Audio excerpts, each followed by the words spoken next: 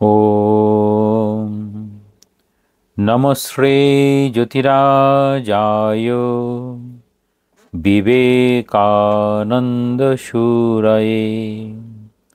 सच्चित्सुखस्वरूपाय स्वामिने तापहारिणे।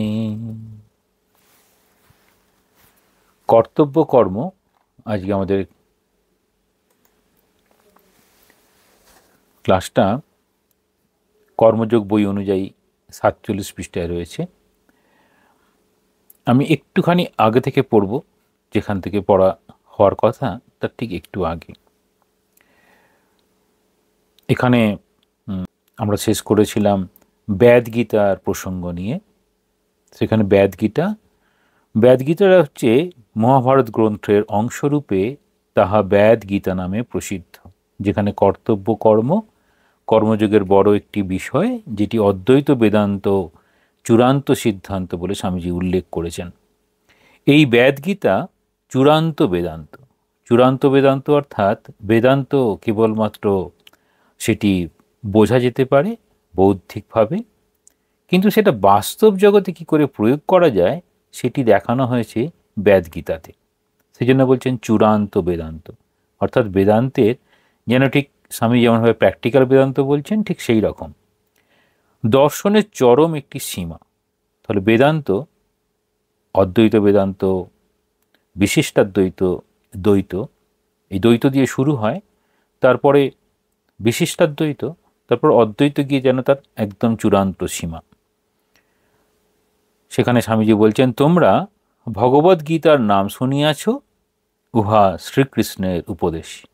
শ্রীকৃষ্ণের অর্জুনের প্রতি উপদেশ ছিল, সেটি ছিল ভগবদ্গীতা, যেটি কুরুক্ষেত্রের যুদ্ধের ক্ষেত্রের সময়তেই এই উচ্চতম জ্ঞান অর্জুনের কাছে শ্রীকৃষ্ণ প্রকাশ করেছিলেন। ভগবদ্গীতা পাঠ শেষ করিয়া তোমাদের এই বেদ গীতা পাঠ করা উচিত। স্বামীজি বলছেন ভগবদ্গীতা অর্থাৎ শ্রীকৃষ্ণের উপদেশ অর্জুনের প্রতি, অর্জুনকে লক্ষ্য করে যেন আমাদের সকলকে শিক্ষা দিচ্ছেন, এই বইটি পড়ার পরে বেদ গীতা পাঠ করা উচিত। ইহা বেদান্ত দর্শনের চূড়ান্ত ভাব। বেদান্ত দর্শনের চূড়ান্ত ভাব, বেদান্ত দর্শনের চূড়ান্ত ভাবে কি বোঝানো হবে না, সেখানে সব কিছুই সেই আত্মা, তত্ত্বমসি শ্বেতকেতু তত্ত্বম, এই অহম ব্রহ্মাস্মি প্রজ্ঞানম ব্রহ্ম, এই রকম সব কথাগুলি রয়েছে।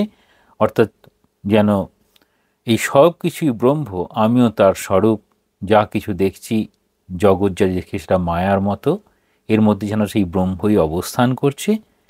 এই রকম চূড়ান্ত উপদেশের ভাবটি এখানে দেখা যায়। অর্থাৎ সেখানে কোনো ভেদ নেই, নারী পুরুষ, সন্ন্যাসী ব্রহ্মচারী, কোনো ভেদ নেই, যে কেউ এই জ্ঞানটি লাভ করতে পারে, সেটি দেখানো হয়েছে বেদগীতায়। ব্যাধের উপদেশ শেষ হইলে সন্ন্যাসী অতিশয় বিস্মিত হইলেন। এখানে সন্ন্যাসী বলতে ওখানে ব্রহ্মচারীর কথা বলা আছে। অর্থাৎ ব্রহ্মচারী বা সন্ন্যাসী, যিনি এই জাগতিক জীবনকে ত্যাগ করেছেন, যেন এই সংসারকে ত্যাগ করেছেন, ত্যাগ করে তিনি জঙ্গলে গিয়ে তপস্যা করছিলেন, সাধনা করছিলেন। সেই সময় কাক পক্ষী বিষটা ত্যাগ করলো, তখন তার ক্রোধের উদ্দীপন হলো, সেই ক্রোধের উদ্দীপনে সেই কাক পক্ষী ভস্ম হয়ে গেল। তারপরে সেই গ্রামে এসে ভিক্ষার জন্য গ্রামে এলেন। গ্রামে এসে দেখছেন একটি বাড়িতে ভিক্ষার জন্য মা ভিক্ষা চাই, এরকম বলছেন, হ্যাঁ ওম নারায়ণ, এরকমভাবে অনেক রকমভাবে কথাগুলো বলা হয়। তো সেখানে দেখাচ্ছেন সেই নারী বলছেন, আমি কাক পক্ষী নই যে ভস্ম হয়ে যাব। তখন তিনি তার স্বামীর সেবা করছিলেন। তাহলে কর্তব্য কর্ম করছিলেন, কিন্তু চূড়ান্ত জ্ঞান লাভ করেছেন। অর্থাৎ কি হচ্ছে না হচ্ছে তিনি বুঝতে পারছেন পর্যন্ত। তার থেকে বেশি জ্ঞান লাভ করার জন্য কোথায় যেতে বলছেন সেই ব্যাধের কাছে। এখানে বলছেন সেই রকম যে ব্যাধের উপদেশ শেষ হইল, ব্যাধের কাছে গিয়েছেন, ব্যাধ উপদেশ দিলেন, ব্রহ্ম কি, ব্রহ্ম বিষয়, ব্রহ্মজ্ঞান তিনি কিভাবে লাভ করলেন, এসব নিয়ে বললেন। এটি শুনে, অর্থাৎ সেটি তার কর্তব্য কর্ম পাশাপাশি তিনি ওই জ্ঞান লাভ করেছেন, এটা শুনে এই সন্ন্যাসী অতিশয় বিস্মিত হলেন এবং বললেন, আপনার এত উচ্চ জ্ঞান, তথাপি আপনি এই ব্যাধ দেহ অবলম্বন করিয়া এরূপ কুৎসিত কর্ম করিতেছেন কেন? তাহলে সন্ন্যাসীর কাছে ভালো মন্দ, পাপ পুণ্য এসব বোধ রয়েছে। আর ব্যাধের কাছে কীরকম?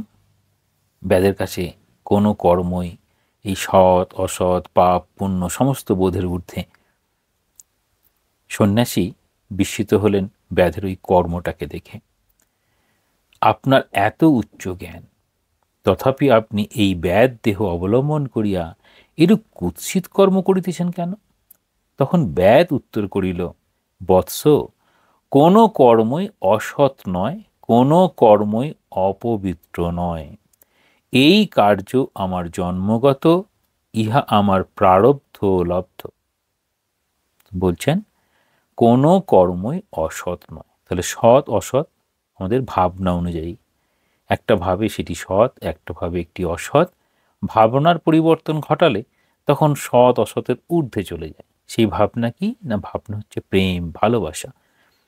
অর্থাৎ যিনি রোগীর সেবা করছেন, রোগীর সব কিছু তার কোনোটিই তার কাছে অপবিত্র বলে মনে হবে না। কিন্তু যিনি রোগীর সেবা করছেন না, তাকে ঘৃণার চোখে দেখেন, তখন মনে হচ্ছে যে তার আমি সেবা করব কি করে। তাহলে যেখানে অপবিত্র ভাব আছে সেখানে কাজ করা সম্ভব হয় না। তাহলে বলছেন এই ব্যাধ কোন জায়গায় পৌঁছেছেন? আমি বাল্যকালে এই ব্যবসায় শিক্ষা করি। অর্থাৎ ব্যাধের যে ব্যবসা, সেই শিক্ষাটা করেছেন। অনাসক্তভাবে আমি আমার কর্তব্যগুলি ভালোভাবে করিবার চেষ্টা করি। অনাসক্ত হয়ে কর্তব্য ভালো করে করা খুব কঠিন হয়ে যায়। কেন না? তার মধ্যে কোনো আমার আসক্তি নেই। তাহলে একরকম এই অনাসক্তি, সেটি কি করে আবার প্রেম জাগাতে পারে? তখন বলা হচ্ছে চূড়ান্ত প্রেম সেটি হচ্ছে অনাসক্তি। তাহলে সেই অনাসক্তি কিভাবে আসবে আমরা শ্রীমা সারদা দেবীর জীবন দেখলে এটি বুঝতে পারবো। শ্রীমা সারদা দেবী বাড়ির সমস্ত কর্ম করছেন, সেই আনাজ কাটা থেকে শুরু করে পরিষ্কার করা, সব কিছু সাধারণ কাজগুলো করে চলেছেন। তার কাছে সবই সৎকর্ম। এঁটো কুড়োচ্ছেন, যেখানে লক্ষ্মী দিদি, নলিনী দিদি কত রকম বলছেন, তবুও তিনি বলছেন না, আমাদের সন্তান, তাদের আবার সেই 36 আছে এঁটো কি? তাহলে 36 আছে এঁটোটা নিজের সন্তান জ্ঞানে সবার প্রতি ভালোবাসা। তাহলে সব কোনো কর্মই সেখানে এই অসৎ নয় বা অপবিত্র নয়। তাহলে এই রকমভাবে মায়ের জীবনটা যদি পাশে রাখা যায়, তাহলে কর্মযোগটা খুব ভালো করে বোঝা যাবে। তাহলে এই কর্তব্য কি বলতে গিয়ে বলছেন আমি অনাসক্তভাবে আমি আমার কর্তব্যগুলি ভালোভাবে করিবার চেষ্টা করি। ঠিক শ্রীমা সারদেবীর একই উপদেশ। সংসারে প্রত্যেকের প্রতি কর্তব্য কর্ম করবে, এক ভগবানকে ভালোবাসবে। তাহলে ভগবানের প্রতি যত বেশি ভালোবাসা হবে, তত অনাসক্তভাবে কাজ করা যায়। অনাসক্ত অর্থাৎ কারোর জন্য কিছু করার পরে প্রতিদানে কিছু পেতে চাই, তখন হচ্ছে আসক্তি। তাহলে কর্মে আমাদের কিছু অসুবিধা নেই, আসক্তিতে অসুবিধা। আমি গৃহস্থের ধর্ম পালন করি ও পিতামাতাকে যথাসাধ্য সুখী করিবার চেষ্টা করি। তাহলে বলছেন এই পিতৃদেব ভব, মাতৃদেব ভব, এইরকম অর্থাৎ আচার্য দেব ভব, এইসব যে বিষয়গুলো আছে, দেবতার মতো জ্ঞান করে তাদেরকে সুখী করার চেষ্টা করছেন। আমি যোগ জানি না। সঙ্গে সঙ্গে ব্যাদ বলছেন আমি যোগ জানি না এবং সন্ন্যাসীও হই নাই। অর্থাৎ ভগবান লাভ করতে গেলে সন্ন্যাসী গ্রহণ করতে হবে, সন্ন্যাস ধর্ম নিতে হবে, সেটাও তিনি করেননি। আমি কখনো সংসার ত্যাগ করিয়া বনে যাই নাই। তাহলে কেন চূড়ান্ত বলছেন বেদান্তে? না, সর্ব অবস্থায় যে কোনো জায়গাতেই নারী পুরুষ যে কোনো তার প্রফেশন হোক না কেন, তিনি ব্রহ্মজ্ঞান লাভ করতে পারেন। তথাপি সমাজে আমার অবস্থা অনুযায়ী কর্তব্য অনাসক্তভাবে করিয়াই আমি আমার এই জ্ঞান জন্মিয়াছে। তাহলে আমার যে এই জ্ঞানটা জন্মেছে, কিভাবে জন্মেছে? না, সম্পূর্ণরূপে অনাসক্ত হয়েই আমার এই জ্ঞানটা জন্মেছে। এমনি এমনি এই জ্ঞানটা জন্মায়নি। অনাসক্ত হয়ে কর্ম করেছেন, কর্ম করে সেটিতে এই জ্ঞানটি লাভ হয়েছে। অদ্ভুতভাবে বলছেন। এরপর আমরা দেখব, এতদূর পর্যন্ত আমরা গতদিনে ক্লাস হয়েছিল। এই ক্লাসে আমরা যা যা জানার ছিল সেটিকে ওই জন্য আমাদের আপলোড করার পরে সেটি ভারতে এক জ্ঞানী মহাপুরুষ আছেন যিনি উচ্চ অবস্থার যোগী। সেই যোগীর নাম হচ্ছে প্রহরী বাবা। স্বামীজি ওনার কাছে গিয়েছিলেন। স্বামীজির একটা প্রবন্ধ লিখেছেন, যেটি বাণী রচনার অষ্টম খণ্ডে রয়েছে। প্রহরী বাবার অবস্থান, প্রহরী বাবা কীরকম ছিলেন, তিনি কী ধরনের সাধু ছিলেন, স্বামীজির নিজের কথা পাওয়া যায়। আমি জীবনে যেসব অতি বিস্ময়কর মানুষ দেখিয়াছি, ইনি তাহাদের একজন। তাহলে স্বামীজির দেখা বিস্ময়কর মানুষদের মধ্যে প্রহরী বাবা একজন। ইনি এক অসাধারণ ব্যক্তি। তাহলে তিনি সাধারণ ব্যক্তি নন, অসাধারণ। তিনি কি ছিলেন না, তিনি যোগী ছিলেন। কখনো কাহাকে উপদেশ দেন না। তাহলে তিনি উপদেশ দেন না, কি করতেন তাহলে? তার জীবনটাই ছিল উপদেশ। কখনো কাহাকে উপদেশ দেন না। কেহ কোনো প্রশ্ন করিলে তিনি তাহার উত্তর দিবেন না। আচার্যের পদ গ্রহণ করিতে তিনি অত্যন্ত সংকুচিত, কখনো উহা গ্রহণ করিবে না। তাহলে দেখা যায় একটা হচ্ছে আচার্যের ভাব নিয়ে উপদেশ দেওয়া, আরেকটি ভাব হচ্ছে সেবার ভাব নিয়ে কিছু বলা। অর্থাৎ আমার যা জানা আছে আমি যেন সেবকের ভাব নিয়ে যেন এটি উপস্থাপন করছি। তাহলে আচার্য এই যে ভাব ভঙ্গিমা, তার গরিমা তার মধ্যে না এসে তিনি সেবকের ভাবটা নিয়ে করতে পারেন। এই সেবকের ভাবটা নিয়ে করার কথাই আমাদের ক্ষেত্রে বলা হয়। কেন? তাহলে ঠাকুরের জীবন, বাণী, উপদেশ এগুলো সমাজে সকলের কাছে ছড়িয়ে দিতে হবে। এই রকম ধরনের স্বামীজি যে ভাবগুলো দিচ্ছেন, সেইভাবে যারা পরবর্তীতে, তারা তো পরবর্তীতে ওই আচার্যের যে মহান গুণ, সেই গুণ তো সম্ভব নয় সাধারণ প্রবর্তকের ক্ষেত্রে। তারা তখন কিভাবে নেবেন বিষয়টাকে মনে করবেন যে আমি ঠাকুর মা স্বামীজির সেবা করছি। এই সেবার বিষয়টা কি করে পাওয়া যায়? আমরা যদি বেদান্ত সারে সমাধানটা দেখি, তখন দেখা যাবে সমাধান সেটি হচ্ছে গুরুর কথা বলা, গুরুর প্রতি সেবা করা, গুরুর সেই মহান উপদেশগুলো মেনে চলা, সেইগুলোই হচ্ছে গুরুর প্রতি বিশেষ সেবা। তো তার মধ্যে একটি হচ্ছে এই যে গুরুর বিষয়গুলো তিনি সকলের সামনে তুলে ধরবেন, বা এই রকম বিষয়গুলি তিনি সকলের সামনে তুলে ধরবেন। তাহাকে কোনো প্রশ্ন জিজ্ঞাসা করিয়া কিছুদিন অপেক্ষা করিতে হইবে, যেটা স্বামীজি করেছিলেন। কিছুদিন অপেক্ষা করেছিলেন, তারপর তিনি কথাবার্তার মধ্যে তিনি নিজেই সে বিষয় উত্থাপন করিবেন এবং ওই তত্ত্ব সম্বন্ধে অপূর্ব আলোক সম্পাদ করিবেন। তাহলে বলছেন কিছুদিন অপেক্ষা করার পরে তিনি তারপরে এরকম বলবেন। এখন বলা হয় প্রশ্ন করলেই সঙ্গে সঙ্গে উত্তর দিতে দেওয়াটাকে অনেকে ভালো মতো মনে করেন না। স্বামীজি একটা জায়গায় বলছেন যে একটা চারদিকে চলে গেছে একটা এরকম মাঠের মাঝের রাস্তা, ছোট ছেলে এরকম এসে একটা দাদুকে জিজ্ঞাসা করছেন, দাদুটা বসে আছে, আমি অমুক গ্রামে যাব, তো কোন রাস্তায় যাব? দাদুটা কিছুই বলছে না, চুপচাপ বসে আছে। তারপর ওই ছোট শিশুটা সে একটা পথের দিকে আগিয়ে আছে। তখন বলছেন, শোনো শোনো, তুমি ওই পথে গেলে ওই গ্রামে যেতে পারবে না, তুমি এই পথ দিয়ে যাও। তখন বলছেন, তুমি আগে বললে না কেন? তখন বলছেন, তোমার সত্যিকারের আগ্রহ আছে কিনা কি করে বুঝবো, সেই জন্য এতক্ষণ কিছু বলিনি। তাহলে কখনো কখনো গুরুরা দেখেন শিষ্যের কীরকম আগ্রহ, যিনি প্রশ্ন করছেন সত্যিই তিনি জানতে চান কিনা, তার আগ্রহ কীরকম সেটি দেখার জন্য এই রকম উপায় অনেকেই অবলম্বন করতেন। তিনি আমাকে এক সময়ে কর্মের রহস্য সম্বন্ধে বলেন, জন সাধন তন সিদ্ধি। কর্মের রহস্য কীরকম? জন সাধন তন সিদ্ধি, অর্থাৎ উদ্দেশ্য উপায় এক। আমাদের বলা হয় সাধারণত উদ্দেশ্য একরকম আর উপায়টা একরকম। তাহলে উদ্দেশ্য হয়তো অর্থ উপার্জন করা, উপায় তার জন্য কর্ম করা। তার জন্য কেউ বিজনেস করতে পারে, কেউ শিক্ষক হতে পারে, কেউ ডাক্তার হতে পারে। তাহলে উদ্দেশ্য হচ্ছে অর্থ উপার্জন, আর উপায়টা হচ্ছে বিভিন্ন রকম কর্মের পন্থা বেছে নেওয়া। আর এখানে সাধনার ক্ষেত্রে হচ্ছে উদ্দেশ্য এবং উপায় দুটিই সমার্থক।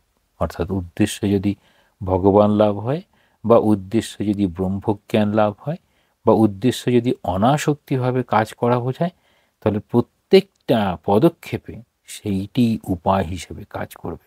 এটি খুব কঠিন এই তত্ত্বটা। যখন তুমি কোনো কার্য করিতেছ তখন আর অন্য কিছু ভাবিও না। যখন তুমি কার্য করিতেছ তখন অন্য কিছু ভাবিও না। এখন অন্য কিছু না ভাবার কথা কেন বলছেন? এটা কি বলা হয় ওয়ার্ক ফর ওয়ার্ক, সে কর্মের জন্য কর্ম করো। অর্থাৎ কর্ম যেটি করছি সেটি নিষ্ঠা ভরে করতে হবে, তাতে যেন মন এদিক ওদিক না যায়। পূজারূপে, সর্বোচ্চ পূজারূপে উহার অনুষ্ঠান করো। তাহলে কর্ম যখন করছো কোনো কাজ, তখন অন্য কিছু ভাবিও না, পূজারূপে, সর্বোচ্চ পূজারূপে উহার অনুষ্ঠান করো এবং সেই সময়ের জন্য উহাতে সমগ্র মন প্রাণ অর্পণ করো। যখন তুমি কোনো কার্য করতেছ তখন অন্য কিছু ভাবিও না, অর্থাৎ সমস্ত মনটা কর্মের দিকে যেন থাকে, পূজার মতো যেন কাজটা করা হয়, সমস্ত মন প্রাণ অর্পণ করে কাজটা করা হয়। এই জন্য একটা কথা বলা হয় যে ফুল অ্যাটেনশন নো টেনশন। এটি অনেক সময় ড্রাইভিংয়ের ক্ষেত্রে বলা হয়। যখন তুমি গাড়ি চালাচ্ছ তখন যত স্পিডে তুমি চালাও না কেন, যদি তোমার একদম মন একাগ্র থাকে তাহলে কোনো রকম অসুবিধা হবে না। বা কোনো মেশিনারি নিয়ে কাজ করার সময় যদি অ্যাটেনশনটা ফুল অ্যাটেনশন থাকে তাহলে কোনো অ্যাক্সিডেন্ট হবে না। যদি অ্যাটেনশন ড্রপ হয়ে যায় তখনই অ্যাক্সিডেন্ট হয়। তাহলে বলছেন কর্ম যখন কিছু করা হয় তখন সমগ্র মন দিয়ে যদি কর্মটা করা হয়, অর্থাৎ কর্মের পশ্চাতে আমার কীরকম সবসময় চাওয়া পাওয়া বাসনা পূরণ এই রকম ভাবনাগুলো চলে আসি, তার জায়গায় বলছেন কর্মটা যেন পূজা রূপে হয়। পূজার সময় যে ভগবানের প্রীতির জন্যই আমি পূজা করছি, আমার পূজা করার কারণ আমি এই পূজা করে ভগবান যেন প্রীতি লাভ করতে পারি, আমি যেন ভগবানের কৃপা লাভ করতে পারি, ওই কৃপাটা তখন আসে। তাহলে চাওয়া পাওয়া থেকে পূজা নয়। তাহলে পূজা আমার যেন প্রাণের আকুতি ভরে তার প্রতি শ্রদ্ধা জ্ঞাপন। তাহলে সেই সময় সমস্ত মন প্রাণ অর্পণ করে করতে হয়। এবার বলছেন দেখো উক্ত গল্পে ব্যাদ এবং নারী দুজনের উদাহরণ দিচ্ছেন, এটা ব্যাদগীতা থেকে। তাহলে ব্যাদ এবং নারী আনন্দে ও সর্বান্তকরণে, দুটি খেয়াল রাখো, দুটি শব্দ ব্যবহার করছেন। একটা হচ্ছে আনন্দের সঙ্গে আর একটা হচ্ছে সর্বান্তকরণে, মানে মন প্রাণ সমস্ত কিছু অর্পণ করে করছেন যেন, এবং সেটি আনন্দের সঙ্গে করছেন। নিজ কর্তব্য কর্ম করিতেন।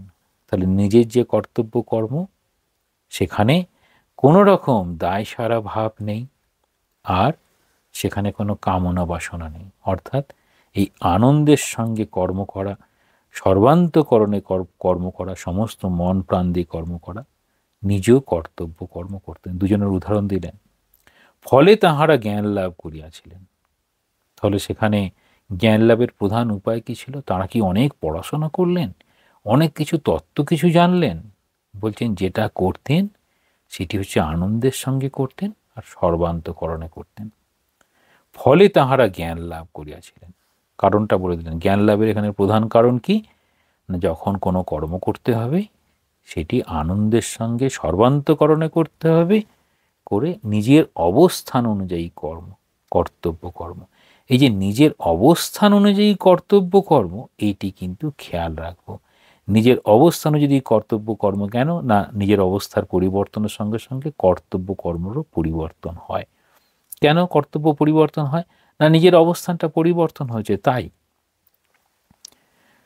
ইহা দ্বারা স্পষ্ট প্রমাণিত হইল গার্হস্থ্য বা সন্ন্যাস যে কোনো আশ্রমে কর্তব্যই হোক না কেন, যথার্থ অনাসক্তভাবে অনুষ্ঠিত হইলে আমরা আত্মজ্ঞান বিষয়ক চরম অনুভূতি লাভ করিব। এখানে কর্মযোগের একটা কনক্লুশনে আসছেন। কীরকম? এই কর্মযোগ গার্হস্থ হতে পারে, সন্ন্যাস হতে পারে, যে কোনো আশ্রম, যে কোনো আশ্রমের কর্তব্যই হোক না কেন, যথার্থ অনাসক্তভাবে অনুষ্ঠিত হইলে।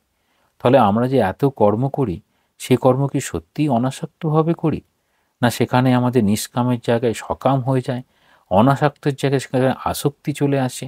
আমার যে কাজটি করতে ভালো লাগে সেটি করি, যেটি করতে ভালো লাগে না সেটি করি না, হয়তো সেটিই আমার কর্তব্য ছিল। তাহলে কর্তব্য জ্ঞানটা খুব এখানে বোঝার চেষ্টা করতে হবে। কর্তব্য জ্ঞানটা কীরকম? আমাদের কর্তব্য প্রধানত আমাদের পারিপার্শ্বিক অবস্থার দ্বারা নির্ধারিত হয়। খুব সুন্দর বলছেন। আমাদের কর্তব্য প্রধানত আমাদের পারিপার্শ্বিক অবস্থার দ্বারা নির্ধারিত হয়। তাহলে একজন মানুষ, তিনি শিক্ষক, স্কুলে গেছেন, শিক্ষকতার কাজ করছেন, সেখানে একদম শিক্ষার জন্য যা যা করার করছেন। বাড়ি এলেন, সেখানে তারা তো বাবা মা সন্তান সন্ততি সকলের জন্য যা যা কর্ম। তাহলে এই অবস্থার এই পারিপার্শ্বিক অবস্থা, সেই পারিপার্শ্বিক অবস্থাতে তার নিজের অবস্থান। কর্তব্যের ভিতর কিছু ছোট বড় বা বড় ছোট থাকিতে পারে না। কেন? এই কর্তব্যের জন্য ছোট বড় বা বড় ছোট থাকিতে পারে না। আমরা যদি ভাবি, এই কর্তব্য প্রধানত কি হয়, পারিপার্শ্বিক অবস্থা ঠিক করে দেবে যে আমার কোনটা ফার্স্ট প্রায়োরিটি। পারিপার্শ্বিক অবস্থাটাই আমাকে ঠিক করে দেবে আমার কোনটা প্রায়োরিটি।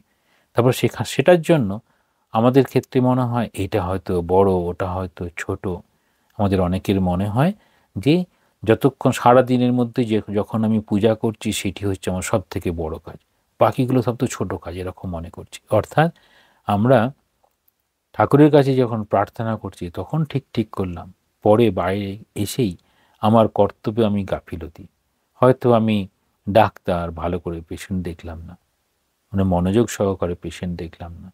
হয়তো আমি কোনো সংস্থার কর্মী, আমাকে যা ডিউটি দেওয়া হলো, যেটি করার কথা বলা হলো সেটির জন্য অনেক সময় লাগিয়ে দিলাম, ঠিকভাবে কর্মটা করলাম না। তাহলে বলছেন এই যে কর্তব্যে অবহেলা যদি হয়, তাহলে কর্মযোগ অনুযায়ী তার ওই জ্ঞান লাভ হবে না। সকাম কর্মী তাহার অদৃষ্টে যে কর্তব্য পড়িয়াছে তাহাতে বিরক্তি প্রকাশ করে। খেয়াল করব, সকাম কর্মী, আমরা বেশিরভাগ ক্ষেত্রেই সকাম কর্মই করে থাকি, যে কারণে আমরা সবাই সকাম কর্মী। এই সকাম কর্মী হলে পরে আমাদের সমস্ত জায়গায় কনফ্লিক্ট। কিসে কনফ্লিক্ট হবে? ক্রিটিসিজম, কারোর কাছে ক্রিটিসিজম শুনলাম, সেখানে কনফ্লিক্ট। কখনো কখনো আমরা বলি মাথা ব্যথা করছে, দোহাই দিয়ে দিলাম। অথচ নিজের যখন ছেলে চলে আসে তখন তার সমস্ত মাথা ব্যথা হারিয়ে গেছে। অর্থাৎ সেটি আমার প্রিয় অপ্রিয়, তখন এই সকাম, অর্থাৎ সন্তানের কাছে আমাকে এরকম ভাবটা তুলে ধরতেই হবে। আমার গুরুদেব এসেছেন, আমাকে সব কিছু কাজ ফেলে যেতে হবে, এই রকম বিষয়গুলো বাকি সময় নেই। তাহলে বলছেন এই যে প্রায়োরিটি কনসেপ্টে, যে প্রথমেই আমাদের পারিপার্শ্বিক অবস্থা যেমন আমাকে কর্তব্য সেট করে দিল, আমাকে সেইভাবেই আগাতে হবে। সকাম কর্মীদের কি হয়? তাহার অদৃষ্টে যে কর্তব্য পড়িয়াছে, তার সামনে যে কর্তব্য চলে এসেছে সেটাকে অদৃষ্ট বলছেন কেন? সেটা সে চায়নি, কিন্তু চলে এসেছে।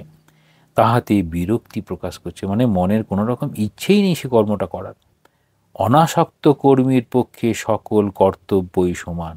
যখন অনাসক্তি আসছে, সেই রকম কর্মীর ক্ষেত্রে সকল কর্তব্যই সমান।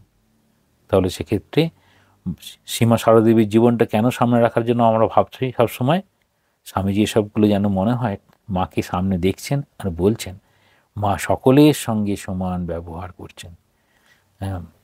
সবাইকে সমানভাবে খেতে দেওয়া, কেউ এলো তখন বলছেন না তুমি তোমার নিজের মেয়ে, তার হয়তো ছোট শিশুটা নোংরা করে ফেলেছে, এবার তুমি আমার নিজের মেয়ে, তুমি যাও, আমি সব পরিষ্কার করে নিচ্ছি। সেখানে মা এতটাই অনাসক্ত হয়ে সেটা যেন আমার সামনে এটিই কর্তব্য, তখন এরকম জ্ঞান করে কাজ করতেন। সেই জন্য মায়ের ক্ষেত্রে একদম কখনো কোনো বিরক্তির মানে লেশমাত্র ছিল না। আর যখনই বিরক্ত আসে তখন সংসারে সুখ দুঃখ অভিমান সবগুলো চলে আসে। মা বলছেন আমি তো সবসময় আনন্দেই থাকি, আমি তো বুঝতেই পারি আমি কি ভিন ঘরের মানুষ, কারণ মা এতটাই অনাসক্তি অভ্যাস করেছেন। আর আমরা অনাসক্তি থেকে এত দূরে, আমরা সবসময় সকাম কর্ম করতেই ব্যস্ত, সেই জন্য আমাদের এই বিরক্তি প্রকাশ হয় অনেক সময়। এই কর্তব্য কর্ম করতে গিয়ে কর্তব্য কর্ম আদৌ করছি না অন্য কিছু হয়ে যাচ্ছে। অনাসক্ত কর্মীর পক্ষে সকল কর্তব্যই সমান, এবং ওইগুলি অমোঘ অস্ত্র হইয়া তাহার স্বার্থপরতা ও ইন্দ্রিয়পরতা বিনষ্ট করে এবং সাধক মুক্তির পথে অগ্রসর হয়। এখানে কর্মযোগ ঠিক করার যদি চেষ্টা করি আমরা, অর্থাৎ প্রত্যেকটা ধাপে যদি আমরা অনাসক্ত হওয়ার চেষ্টা করি, তখন বলছেন ওটাই অস্ত্র। কি অস্ত্র? না আমার সমস্ত স্বার্থপরতা, আমার ইন্দ্রিয় পরায়ণতা, অর্থাৎ আমার এই অন্নময় কোষ, এই প্রাণময় কোষ, মনোময় কোষ, এই মন যুক্ত হলো সমস্ত জ্ঞানেন্দ্রিয় কর্মেন্দ্রিয়, তার যেন সুখের জন্য যে ভাবনা ছিল, এই স্বার্থপরতার ভাব থেকে আস্তে আস্তে চলে গেলে তখন এই ইন্দ্রিয় পরায়ণতা সব চলে যায়। তাহলে ইন্দ্রিয় পরতা অর্থাৎ আমাদের বিশেষ বিশেষ যে আকর্ষণ তৈরি হয় আমাদের ইন্দ্রিয়ের সঙ্গে যুক্ত হয়ে, সেখান থেকে এটি খুব সচেতনভাবে আমাদেরকে সরিয়ে নিয়ে আসতে পারে। তখন কি হয়, সাধক মুক্তির পথে, মুক্তির পথে কাঁচা আমি থেকে পাকা আমি, কিংবা এই দেহাদি ইন্দ্রিয় এতে মন থেকে মনটাকে উঠিয়ে নেওয়া। আমরা যে কার্যে বিরক্তি প্রকাশ করি তাহার কারণ আমরা সকলেই নিজেদের খুব বড় ভাবিয়া থাকি, কিন্তু আন্তরিকতার সহিত কর্মে প্রবৃত্ত হইলেই আমরা নিম্ন অবস্থা নির্দিষ্ট অতি ক্ষুদ্র কর্তব্যগুলিরও ঠিক ঠিক সম্পাদনে স্বীয় অক্ষমতা বুঝিতে পারি, এবং তাহাতে আমরা নিজেদের সম্বন্ধে যে সকল উচ্চ ধারণা পোষণ করিতাম তাহা স্বপ্নের ন্যায় অন্তর্হিত হইয়া যায়। তাহলে বলছেন, আমরা অনেক সময় যেমন আমাদের গুরুকরণ হয়েছে, আমরা এই বই পড়েছি, ওই বই করেছি, এরকম সঙ্গ হয়েছে, এত তীর্থ করেছি, এই রকম ভাবনাগুলো আমাদের মধ্যে খুব চলে আসে। সাধারণত এগুলো আসাটাই স্বাভাবিক। বিশেষ করে আমাদের মনে হয় আমরা কুকুম্ভ স্নান করেছি, সমস্ত যেন পাপ আমাদের চলে গেছে, আমরা আবার নতুনভাবে জীবন শুরু করলাম, এই রকম যে বিষয়গুলো আসে, সেখান থেকে নিজের মধ্যে একটা অহমিকা চলে আসে। কখন কোন অজান্তে সেই অহমিকা আসবে, এসে আমাদের কি করতে পারে, তখন এসে আমাদের যে জায়গায় আমরা ছিলাম সেখান থেকে নামিয়ে দেবে। তাহলে আমরা যে কার্যে বিরক্তি প্রকাশ করি তার কারণ বলছেন, কেন আমরা বিরক্তি প্রকাশ করছি। সাধারণভাবে একজন অফিসের হয়তো তিনি বস, তিনি কি কখনো ঝাড়ু দিতে পারেন? এরকম যদি মনে করি, না, তিনি ঝাড়ু দিতে পারেন না, এরকম হয়ে যায়। কিন্তু আমি দেখেছি এরকম একটা স্কুলে হচ্ছে মহারাজ, তিনি তার অফিস রুমটা তখন তিনি ঝাড়ু দিচ্ছেন, আমি সেই সময় তাকে দেখেছি। কিন্তু আমি ঝাড়ু দিচ্ছেন তখন দেখিনি, আমি হঠাৎ করে পৌঁছে গিয়ে দেখলাম তিনি ঝাড়ু দিচ্ছেন। আমি জিজ্ঞাসা করলাম, মহারাজ আপনি ঝাড়ু দিচ্ছেন? বলছেন, না, কোনো কারণে হয়তো আজকে যার এই পরিষ্কার করার কাজটি ছিল সে হয়তো করতে পারেনি, তাই জন্য আমি করছি। কিন্তু সেখানে কোনো বিরক্তি নেই। তাহলে এই বিরক্তি নেই বিষয়টা কি? বিরক্তি কিভাবে আসে? বিরক্তি চলে আসে আমরা খুব নিজেকে বড় ভাবলাম, তখন নিজে আর না করে সবাইকে এখন অর্ডার করার চেষ্টা করা হয়, এটা করো, ওটা করো, সেটা করো, এই রকম। তো ওটি আবার বলা হয় কি, অ্যাডমিনিস্ট্রেশনের দিক থেকে ঠিক, তার কর্তব্য কর্ম সেই কেন করবেন, তার তো ডিউটি ছিল, এরকম ভাবনা। কিন্তু অবস্থার পরিপ্রেক্ষিতে নিজেকে ওই জায়গায় নামিয়ে নিয়ে আসা, সেটিও কিন্তু শেখার বিষয়। কিন্তু আন্তরিকতার সহিত কর্মে প্রবৃত্ত হইলেই আমরা নিম্ন অবস্থা নির্দিষ্ট অতি ক্ষুদ্র কর্তব্যগুলিরও ঠিক ঠিক সম্পাদনে স্বীয় অক্ষমতা বুঝিতে পারি। তাহলে কি বলছেন, আমরা কিভাবে এই নিজেদের অক্ষমতা বুঝছি? না, যখনই আমাদের মধ্যে বড় একটি ভাব চলে এসেছে, সঙ্গে সঙ্গে আমরা অক্ষম হয়ে গেলাম, কারণ আমি সেটি যোগ্য নই। তাহাতে আমাদের নিজেদের সম্বন্ধে যে উচ্চ ধারণা পোষণ করতাম যে আমার হয়তো অনেক কিছু হয়ে গেছে, সেটি স্বপ্নের মতো অন্তরিত হইয়া যায়। আমরা যদি এই বিষয়টা যদি দেখি, একটা ছোট্ট ঘটনা, স্বামীজির জীবনের ঘটনা দেখব। সেখানে তিনি বৃন্দাবনের পথে চলেছেন, একটা ভাঙ্গি বসে হুঁকো খাচ্ছিল। তখন স্বামীজি বলছেন, তুমি একটু হুঁকো দেবে? বলছেন, না, আমি তো ভাঙ্গি। তখন কিছুটা কিন্তু স্বামীজিকে সঙ্গে সঙ্গে, না, তুমি ভাঙ্গি হলো, তোমার কাছে আমি খেতে পারি না, নিতে পারলেন না। সঙ্গে সঙ্গে বললো, আরে আমি তো সন্ন্যাসী, আমার তো এরকম অভিমান ঠিক নয়। তারপর স্বামীজি বললো, না, ঠিক আছে, তুমি ভাঙ্গি হও, তোমার কাছ থেকে আমি খাবো।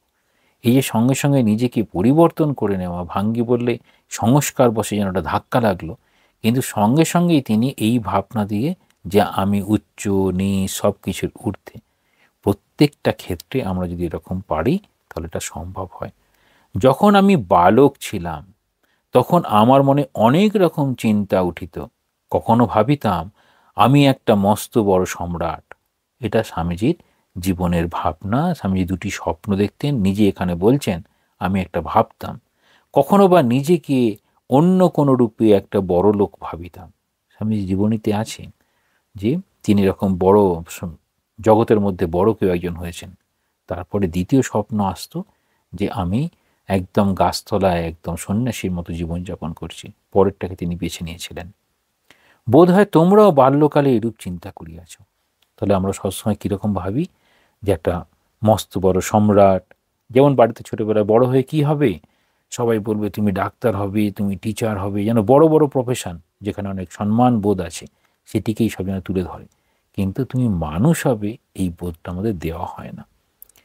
সেই জন্য স্বামী যেটা বলছেন, বোধ হয় তোমরাও বাল্যকালে এরূপ চিন্তা করিয়াছ, কিন্তু এগুলি সবই খেয়াল মাত্র। তাহলে সব কিছু খেয়াল। প্রকৃতি সর্বদা কঠোরভাবে প্রত্যেকের কর্ম অনুযায়ী ন্যায়সঙ্গত ফল বিধান করিয়া থাকে, তাহার এক চুলো এদিক ওদিক হইবার নয়। এটি খুব খেয়াল করব। কিন্তু এগুলি সবই খেয়াল মাত্র, অর্থাৎ আমি ভাবতে পারি, আমার খেয়াল হতে পারে, কিন্তু প্রকৃতি সর্বদা কঠোরভাবে। এখানে প্রকৃতি দুরকমভাবে, একটা হচ্ছে প্রকৃতি বলতে বোঝায় সত্য রজতম তিনটি গুণ। আমি যেরকম যেরকম অনুশীলন করছি, অর্থাৎ যেমন যদি আমি সত্যগুণে অনুশীলন করি তাহলে আমি সেরকম দিকে যাব, আমি রজগুণের অনুশীলন করছি সেরকম যাব, তমগুণের অনুশীলন করছি সেরকম যাব। এটাকেই বলা হয় কর্মবিধান। শুভ কর্মে শুভ, মন্দে মন্দ ফল, এ নিয়ম রোধে নাহি কারো বল। স্বামীজি বলছেন সেটি এখানে ঠিক দেখব। প্রকৃতি সর্বদা কঠোরভাবে, কারণ যেটি আমি অভ্যাস করেছি সেজন্য সেটি কঠোরভাবে প্রত্যেকের কর্ম অনুযায়ী, খেয়াল করব আমার কর্ম অনুযায়ী। প্রত্যেকটা কর্ম কিসের প্রকাশ? আমার প্রকৃতির প্রকাশ। স্বামীজি বলছেন এই জন্য খুব সুন্দর একটি কথা, man has to follow his own nature. মানুষ তার প্রকৃতিকে অনুসরণ করতে বাধ্য। অর্থাৎ আমার প্রকৃতি যেটি বর্তমানের আমি, অর্থাৎ বিগত সময়ে আমি আমার গুণগুলো, অর্থাৎ আমার প্রকৃতিতে সত্য রজতম তিনটি গুণের আমি যেরকম তাদের নিয়ে অনুশীলন করেছি সেই অনুযায়ী আমার বর্তমান অবস্থা। তাহলে সেই রকম কর্ম, যেমন কর্ম অনুযায়ী ন্যায়সঙ্গত ফল বিধান করিয়া থাকে। তাহলে কর্মফল বিধাতা যে বলি সেটি আমরা নিজেরাই তৈরি করি, তাহার এক চুলো এদিক ওদিক হইবার নয়। অর্থাৎ আমার প্রকৃতি যেরকম সেরকম হবে। সেই জন্য আমরা স্বীকার করিতে ইচ্ছুক না হইলেও, আমরা স্বীকার করতে চাই না, ইচ্ছুক না হইলেও প্রকৃতপক্ষে আমাদের কর্মফল অনুসারেই আমাদের কর্তব্য নির্দিষ্ট হইয়া থাকে। তাহলে আমাদের কর্মফল, প্রকৃতপক্ষে আমাদের কর্মফল, আমরা যেমন যেমনভাবে কর্ম করেছি সেই অনুযায়ী আমাদের কর্তব্য নির্দিষ্ট হইয়া থাকে। কিন্তু আমরা কেন বুঝতে পারি না? আমরা বুঝতে পারি না প্রতি ক্ষণে আমরা যেটা করছি সেটা আমরা ভুলে যাই। আগামীতে যেটা পাবো সেটার জন্য আমাদের মন প্রাণ অর্পণ করে যেটা পাবো সেটার দিকেই দৌড়াচ্ছি, কিন্তু সেটার দিকে দৌড়াচ্ছি আমি কোন গুণ নিয়ে সেটি আমাদের খেয়াল থাকে না। অর্থাৎ সত্য রজতম তিনটি যে গুণ, সেই গুণের কোনটিকে প্রাধান্য দিয়ে আমি আগাচ্ছি সেটা আমরা খেয়াল করি না বলেই আমরা স্বীকার করতে ইচ্ছুক নই। আমরা বলি আমি কেন এরকম কষ্ট পাচ্ছি, আমার তো এরকম কষ্ট পাওয়ার কথা না, এরকম ভাবি। কিন্তু সেই কষ্ট তো আমারই তৈরি করা। এই সুখ দুঃখের অতীত অবস্থায় কি আমার যাওয়ার জন্য আমার পূর্ব জীবন, পূর্ব কর্ম, সেখানে কত প্রারব্ধ সঞ্চিত ক্রিয়মান, কত ধরনের কর্ম আছে। আমি কি সত্যিই সত্যগুণ অবলম্বন করে যাওয়ার চেষ্টা করছি? আমি কি অনাসক্তভাবে কাজ করার চেষ্টা করছি? যেমন এখানে বলছেন খুব সুন্দরভাবে, প্রত্যেকটা কর্ম যখন করা হবে তখন তিনি কিভাবে করবেন সেই কর্মটা? সকল মন প্রাণ দিয়ে করতে হবে, আন্তরিকতার সঙ্গে করতে হবে, তা নাহলে সম্ভব নয়। তাহলে বলছেন আমাদের অতি নিকটেই যে কর্তব্য রহিয়াছে, যাহা আমাদের হাতের গোড়ায় রহিয়াছে, তাহা উত্তম রূপে নির্বাহ করিয়াই আমরা ক্রমশ শক্তি লাভ করিয়া থাকি। তাহলে বর্তমানে যেটি আমার কর্ম রয়েছে, আমার সামনে যে কর্তব্য কর্ম, সেটিকে আমাকে খুব সুন্দরভাবে করতে হবে। তাহলে যেমন তেমনভাবে করা চলবে না, সুন্দর হবে, কিন্তু পাশাপাশি অনাসক্ত হয়ে। এইরূপে ধীরে ধীরে শক্তি বাড়াইতে বাড়াইতে ক্রমে আমরা এমন অবস্থায় পৌঁছিতে পারি যে সময় আমরা সমাজে সর্বাপেক্ষা সম্মানজনক কর্তব্য পালন করিবার সৌভাগ্য লাভ করিব। তাহলে বলছেন আমি এই রকম ভাবনা নিয়ে যদি কর্ম করার চেষ্টা করি, প্রথমে যেটি সামনে আছে সেটাই করতে হবে, তারপর ধীরে ধীরে শক্তি বাড়াতে হবে। তাহলে এই শক্তিটা কি না? অনাসক্তি আর আসক্তি, অনাসক্তির ভাবটাকে বাড়াতে হবে। সেই সঙ্গে সঙ্গে আমাদের কীরকম হবে? স্বার্থপরতা, ইন্দ্রিয়পরতা এগুলো সব বিনষ্ট হবে। তখন আমাদের মধ্যে ওই রকম শক্তি আসবে যেটি সমাজে সর্বাপেক্ষা সম্মানজনক। জগতে বা সমাজে সর্বাপেক্ষা সম্মানজনক কর্তব্য পালন করিবার সৌভাগ্য লাভ করিব। এবার সমাজ অনুযায়ী কোনটা সম্মানজনক সেটি নিজে বুঝতে পারা যায়। এইটি জানিয়ে রাখা ভালো, কারণ প্রতিযোগিতা হইতে ঈর্ষার উৎপত্তি হয়। তবে যখনই প্রতিযোগিতা হবে তখন ঈর্ষার উৎপত্তি হবে, এবং উহা হৃদয়ের সৎ ও কোমল ভাবগুলি নষ্ট করিয়া ফেলে। তাহলে কর্ম করতে করতে যেন এরকম প্রতিযোগিতা বা ঈর্ষার উৎপত্তি না হয়। আমরা ভক্তিযোগের প্রেমের ত্রিকোণ, যেখানে স্বামীজি বলছেন কোনো রকম বার্গেনিং নেই, কোনো রকম কম্পিটিশান নেই, এখানেও ঠিক সেরকম কোনো বার্গেনিং নেই, কোনো কম্পিটিশান নেই, প্রতিযোগিতা নেই। সেখানে ভালোবাসার জন্য ভালোবাসা, এখানে কর্মের জন্য কর্ম করা, দুটি প্রায় কাছাকাছি, খালি ভাবের দিক দিয়ে একটু আলাদা। উহা হৃদয়ের সৎ ও কোমল ভাবগুলি নষ্ট করিয়া ফেলে। এখন প্রতিযোগিতার ঈর্ষার ভাব এলে কী করে হৃদয়ের সৎ এবং কোমল ভাবগুলো নষ্ট হয়ে যায়? না, যখনই প্রতিযোগিতা, তখন আমাকে কাউকে টেনে পিছনে নিয়ে আসতে হবে, বা তার থেকে আমাকে আগিয়ে যাওয়ার জন্য যত রকম উপায় আছে সেগুলো উপায় অবলম্বন করতে হবে। তার পাশাপাশি ঈর্ষা, তাহলে ঈর্ষা, দেশ, ঘৃণা এগুলো সব কোথায়? না, এইগুলো হচ্ছে সব মস্তিষ্কের কর্ম। সেখানে বিচার বুদ্ধি করে যেন ঈর্ষা চলে এলো। ঈর্ষা যখনই বলা হবে, এই ঘৃণা, ঈর্ষা এগুলো সব হচ্ছে আমাদের শক্তিকে কমিয়ে দেয়। স্বামীজি বলছেন প্রেম, প্রেম, আর প্রেমটাই হচ্ছে বিস্তার। আর প্রেমের বিপরীত যা কিছু আছে সব আমাদের সংকুচিত করে আমাদের মৃত্যুর দিকে নিয়ে যায়। এখানে মৃত্যু কি? আমাদের হৃদয়ের বিকাশটা থেমে যাবে। তাহলে হৃদয়ের সৎ বৃত্তি আর কোমল ভাব দুটিই তাহলে নষ্ট হয়ে যাবে। যে ক্রমাগত সকল বিষয়ে বিরক্তি প্রকাশ করে, এটি আমরা খেয়াল করব। সবসময় আমরা কাজ করছি, হয়তো কর্তব্য কর্মই করছি, যেটি আমার কর্তব্য সামনে আছে, কিন্তু সেটা বিরক্তি সহকারে করছি। তো যে ক্রমাগত সকল বিষয়ে বিরক্তি প্রকাশ করে, তাহার পক্ষে সকল কর্তব্যই অরুচিকর বলিয়া বোধ হয়। তাহলে তার কাছে আর রুচিকর হবে না। তাহলে যেমন হবে, আমি পূজার সময় ভগবানের কাছে বা গুরু ইষ্টের কাছে যেমন হবে প্রার্থনার ভাব নিয়ে আমরা পূজা করব, একই রকম ভাব নিয়ে সমস্ত কর্তব্য কর্ম করার চেষ্টা করতে হবে। এই সমস্ত কর্তব্য কর্ম করার চেষ্টা করতে হবে কীরকম দেখি? শ্রীমা সারদা দেবীর জীবনে দেখি, মায়ের শাশুড়ি মা নহবতে থাকতেন। দরজার মাথার উপরে কাঠটা নিচু ছিল, কখনো ডাকলে পরে মা দৌড়ে যেতেন আর মাথার কপালে লেগে যেত। তখন বলছেন, মা একটু ধীরে ধীরে গেলেই তো হয়। বলছেন, না, বয়স্ক মানুষ, কখন কি দরকার হয় না, মাথায় এরকম, যে মাথায় লাগলো ঠিক আছে, কিন্তু কোনটাকে প্রাধান্য দিচ্ছেন? যার সেবা, সেই সেবাটাকে প্রাধান্য দেওয়ার জন্য সেটাকেই প্রাধান্য, নিজেকে প্রাধান্য দিচ্ছেন না। তাহলে কতটা এই অনাসক্ত হয়ে কাজ করলে তবে সম্ভব, আর কতটা ভালোবাসার সঙ্গে করলে তবে সম্ভব। তাহলে এখানে ভালোবাসা আর অনাসক্তি দুটো কাছাকাছি অবস্থান যদি হৃদয়ে থাকে, তাহলে এটি করা সম্ভব। কিছুই তাহাকে কখনো সন্তুষ্ট করিতে পারিবে না, এবং তাহার জীবনটা বিফলতায় পর্যবসিত হবে। তাহলে খেয়াল করব, কেন বিরক্তি সহকারে কর্তব্য কর্ম করব না? করলে কি হবে? তাহলে যে ক্রমাগত সকল বিষয়ে বিরক্তি প্রকাশ করে, মানে নেভার স্যাটিসফাইড অ্যাটিটিউড, কোনোভাবেই তাকে স্যাটিসফাই করা যায় না, কোনোভাবে সমস্ত জায়গাতেই তার যেন কর্তব্যে অরুচি, তাহলে তার ক্ষেত্রে কী হবে? কিছুই তাহাকে সন্তুষ্ট করিতে পারে না কোনোভাবেই। ওই সন্তোষ নামক যে মহাধন, যে সন্তোষের সমান ধন নাই, মা বলছেন, সেই সন্তোষ কখনো তার আসবে না, এবং তাহার জীবনটা বিফলতায় পর্যবেসিত। কীরকম? না, সবসময় একটা যেন ঘৃণা, দেশ, ঈর্ষা এসবে যেন ভরে থাকবে, সবসময় বিরক্তি। এসো আমরা কেবল কাজ করে যাই। তাহলে এবার হচ্ছে কাজ করে জানে না, ওয়ার্ক ফর ওয়ার্কসে, কাজের জন্যই কাজ করি। যে কোনো কর্তব্য আসুক না কেন, তাহা যেন আমরা সাগ্রহে করিয়া যাইতে পারি। যে কোনো কর্তব্য আসুক না কেন, সর্বদাই যেন কর্তব্য সম্পাদনের জন্য সর্বান্তকরণে প্রস্তুত থাকিতে পারি। এটি হচ্ছে প্রার্থনা। কি প্রার্থনা? যে যে অবস্থানেই থাকুন না কেন, গৃহী, সন্ন্যাসী, সকলের জন্য বলছেন, কি করতে বলছেন? যেন আমরা সাগ্রহে করিয়া যাইতে পারি। কি না? কর্তব্য কর্ম, সর্বদাই যেন কর্তব্য সম্পাদনের জন্য সর্বান্তকরণে প্রস্তুত থাকিতে পারি। তাহলে সবসময় যেন এভার রেডি। তাহলে ডিউটি কনসেপ্টটা কীরকম হচ্ছে? সবসময়। আচ্ছা, এটাই ভালোবাসা ছাড়া কি সম্ভব? না, ভালোবাসা ছাড়া সম্ভব না। কীরকম ভালোবাসা? না, প্রভুর প্রতি ভালোবাসা, ভগবানের প্রতি ভালোবাসা, যেখানে কোনো রকম কামনা বাসনা নেই।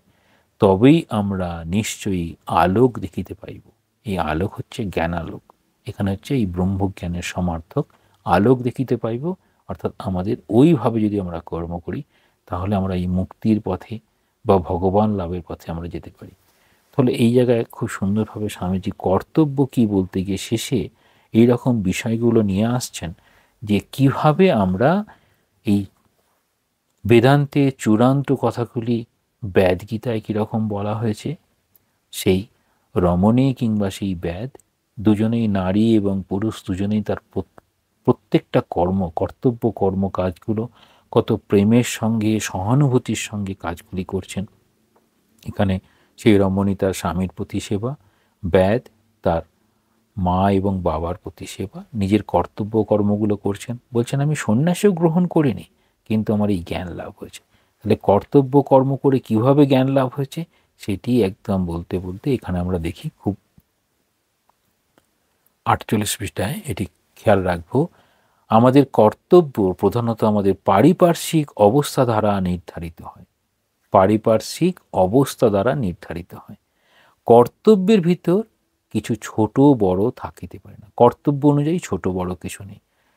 মা যেমন বলছেন প্রত্যেকের প্রতি যার যার প্রতি তার সেরকম কর্তব্য করে যাবে, এক ভগবানকে ভালোবাসবে। সকাম কর্মী তাহার অদৃষ্টে যে কর্তব্য পড়িয়াছে তাহা বিরক্তি প্রকাশ করে। আবার শেষের দিকে বলছেন একই রকম, যে যদি এরকম বিরক্তির ভাব নিয়ে যদি আমরা কর্ম করি, তাহলে আমাদের সমস্ত কর্তব্য কর্মকে অরুচিকর মনে হবে, কোনোটাতেই রুচি থাকবে না। সেখানে আমাদের এই কর্তব্য কর্ম করছি, কিন্তু আমরা অ্যাটাচ হয়ে যাচ্ছি। কিসের সঙ্গে অ্যাটাচ? যে আমি তার জন্য করলাম, সেও যেন আমার জন্য করবে, প্রতিদানে কিছু পেতে চাই। তাহলে চাওয়া পাওয়া এটিতেই আমরা অসন্তোষ প্রকাশ করি, যেরকম করলাম সেরকম তো পেলাম না। সেই জন্য ঠাকুর উদাহরণ দিচ্ছেন, খানদানি চাষার কথা বলছেন। হয়তো খরাব হলো, অনাবৃষ্টি, হয়তো অতিবৃষ্টি, হয়তো ফসল পেলেন না, তবুও তিনি ছাড়ছেন না। এই যে বিষয় আমরা পেলাম না, অর্থাৎ আসক্তি নিয়ে হয়তো কর্ম করলেন, কিন্তু সেটা পেলেন না। চাষবাস করছিলেন ফসল পাওয়ার জন্য, কিন্তু খানদানি চাষা তিনি ফসল পান আর না পান, তিনি একই রকম চাষ করে যাবেন, অর্থাৎ কর্তব্য কর্ম করে যাবেন। তারপর বিপরীত দিক থেকে কিছু পেলেন ভালো, না পেলেও তার কোনো যায় আসে না। এই কর্তব্য কর্ম করেই তিনি যেন সন্তুষ্ট লাভ করছেন। জীবনটা কীরকম হচ্ছে না, বলছেন যে কোনো কর্তব্য আসুক না কেন আমরা যেন সবসময় প্রস্তুত থাকি। তাহলে এই প্রস্তুত থাকার ভাবটা কীরকম? ঠাকুরের কাছে তাদের প্রার্থনা করতে হবে, ঠাকুর আমাকে যে কর্তব্য কর্ম দিয়েছ সেটি যেন তোমার সেবা রূপে আমি গ্রহণ করতে পারি। তাহলে এই কর্তব্য কর্মের সঙ্গে যদি আমরা এই ভক্তি ভাবটা নিয়ে আসি, তাহলে অনেকটা সহজ হয় বোঝা। আর কর্মের জন্যই কর্ম করো, সেই ভাবটি মানে কর্মী, কিন্তু তিনি হয়তো ঈশ্বরে বিশ্বাসী নন, তিনি কর্মেই বিশ্বাসী। তো তার জন্য শুধু কর্মযোগটি একটি পন্থা হতে পারে। যেমন আগে বলা হতো কর্মগুলো করে কি হবে, চিত্তশুদ্ধি হবে। স্বামীজি বলছেন না, কর্ম নিজেই তার মুক্তির পথে নিয়ে যেতে পারে। এখানে সেটিই বলছেন যে এই কর্ম সেটা কি করবে না, অনাসক্ত কর্মীর পক্ষে সকল কর্তব্যই সমান, এবং ওইগুলি অমোঘ অস্ত্র হইয়া তাহার স্বার্থপরতা ও ইন্দ্রিয়পরতা বিনষ্ট করে। অর্থাৎ সমস্ত কাঁচামির ঊর্ধ্বে নিয়ে চলে যায়। সমস্ত কাঁচামি কীরকম? কাঁচামি হচ্ছে এই দেহবোধ, আমিত্ববোধ, আর সেখানে স্বার্থপরতা আর ইন্দ্রিয়পরতা থাকে। যখন পাকা আমি, সবই ঈশ্বরে, তুমি, তাহলে আমি যেন যন্ত্র, তুমি যন্ত্রী, এরকম ভাব। তাহলে সেই পাকা আমি তিনিই একমাত্র অবস্থান করছেন। তখন সাধক মুক্তির পথে অগ্রসর হয়। ঠিক একই রকম বলছেন, যেন আমরা যেন সদা সর্বদা প্রস্তুত থাকি ভগবানের কাজের জন্য। নিজের কর্তব্য যেটি এসেছে সেটা ঈশ্বরের সেবারূপে যদি, ঈশ্বরের পূজারূপে যদি গ্রহণ করতে পারি, তাহলে আমরা ক্রমশ এই ব্রহ্মজ্ঞানের পথে বা ঈশ্বর লাভের পথে এগিয়ে যেতে পারবো। স্বামীজি জন্য বললেন কর্তব্য। এখন সার্বিকভাবে সমস্ত কর্তব্য কি? তখন বলা হবে তাহলে অশুভ বাসনা যা কিছু আছে সেগুলো চলে যাবে, শুভ বাসনাগুলো আমাদের কাছে আসবে। শুভ বাসনা না, শুভ কর্ম। তাহলে শুভ অশুভ এই বোধ থেকে হয়। কিন্তু ব্যাধ যেমন হয় বলছেন, কোনোটাই সৎকর্ম নয়, কোনোটা অসৎকর্ম নয়, আমাদের ভাবনাই সব। তাহলে ওই ভাবনাতে সমস্ত কর্মই তখন শুভ। সমস্ত কর্মের মধ্যে দিয়ে, কর্তব্য কর্মের মধ্যে দিয়ে যেন আমরা ঈশ্বরের পূজা করছি, এইরকম ভাবটা নিয়ে আমাদের এই চলার পথে অভ্যাস করতে হবে। ওম শান্তি শান্তি শান্তি। হরি ওম তৎসৎ। শ্রীরামকৃষ্ণার্পণমস্তু।